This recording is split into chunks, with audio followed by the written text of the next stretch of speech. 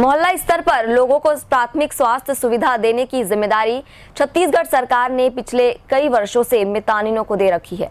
दवा वितरण के साथ यह वर्ग लोगों को उचित सलाह देने का काम भी करता है। इनकी सेवाओं के बदले सरकार ने प्रोत्साहन राशि देने की व्यवस्था की है, लेकिन मार्च के बाद से इस राशि का भुगतान नहीं किया गया है। इसके चलते मितानिन काफी परेशान हैं।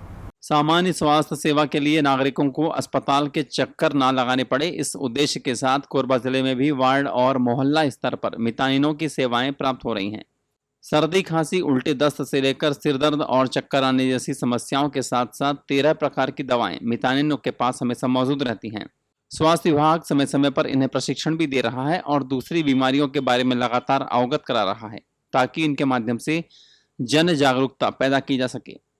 काफी समय से सेवा देने के बावजूद इन महिलाओं को मानदेय या वेतन देने की व्यवस्था छत्तीसगढ़ में नहीं हुई है। इतना जरूर है कि इसके बदले प्रोत्साहन राशि अवश्य दी जा रही है। कोरबा जिले में मितानिन संघ के अध्यक्ष ने बताया कि मार्च 2022 के बाद से उन्हें अब तक प्रोत्साहन राशि देने के बारे में अधिकारियों ने रुचि नहीं दिखाई है, जिसके चलते कई प्रकार की समस्याओं का सामना करना पड़ रहा है।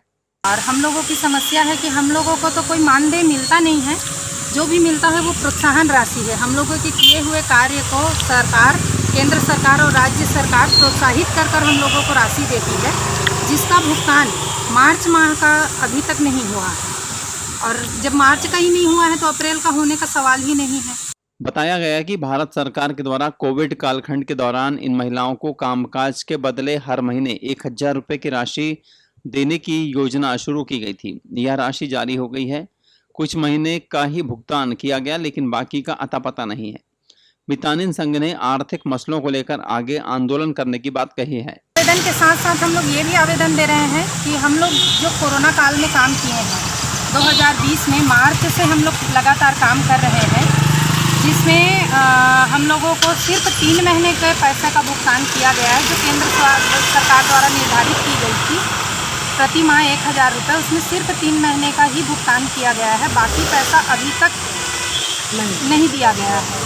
तो हम लोग चाहते हैं कि जो भी हम लोगों का बनता है इस आर्थिक मंदी के समय पे हम लोगों को भुगतान कर दिया जाना चाहिए। अगर नहीं होता है तो मजबूरन हम लोग को सड़क पर आकर धरना प्रदर्शन करना पड़ेगा।